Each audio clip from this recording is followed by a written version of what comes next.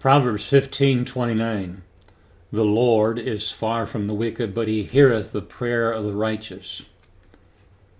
There's really no reason outside of love and grace that obligates God to hear our prayers. However, he gives many promises that he will answer. One of my favorites found in Jeremiah 33:3. He says, "Call unto me, and I will answer thee, and show thee great and mighty things which thou knowest not."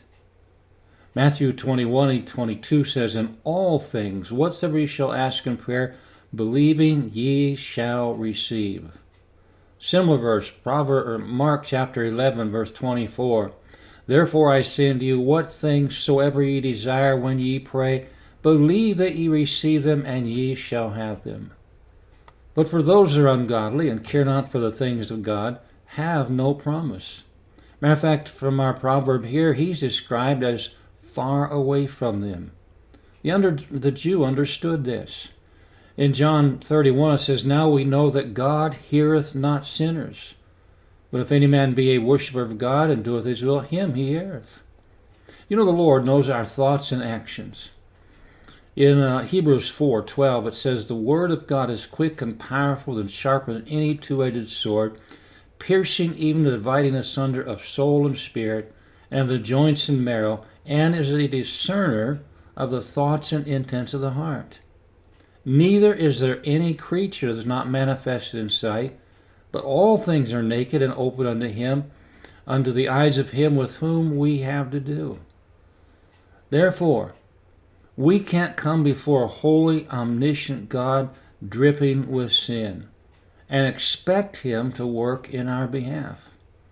Instead of blessing, we deserve judgment, and we become abominable to him. When we have unconfessed sin and care not for God, even our sacrifices are an abomination. Proverbs 15:8 says, "The sacrifice of the wicked is an abomination to the Lord, but the prayer of the upright is his delight." In fact, the Bible teaches that rebelling against the preaching of the word or refusing to listen is an abomination. Proverbs 28:9 says, "He that turneth away his ear from hearing the law, even his prayer shall be an abomination."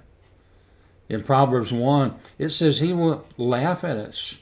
He says, "I have called, ye refuse. I stretched out my hand, and no man regarded. But ye have set at naught all my counsel, and would none of my proof. I also will laugh at your calamity, and will mock when your fear cometh." You know, we learn of David and his sin. But there's something we also see in David's sin, and that is he learned not to wallow in that sin. In Psalm 66:18, he says, "If I regard iniquity in my heart, the Lord will not hear me." And so what did he do? He confessed his sin, and the Lord heard him. Psalm 32, verse 5 says, "I can acknowledge my sin unto thee, and my iniquity have I not hid. I said, I will confess my transgression unto the Lord, and thou forgavest the iniquity of my sin. Selah. For this shall every one that is godly pray unto thee in a time when thou mayest be found.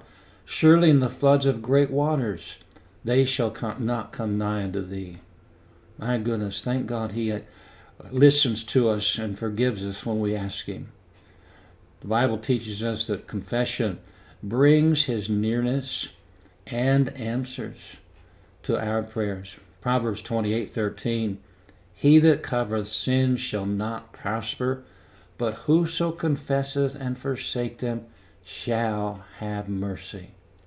Oh, I'm thankful that God doesn't have or could ever have COVID, and he isn't quarantined.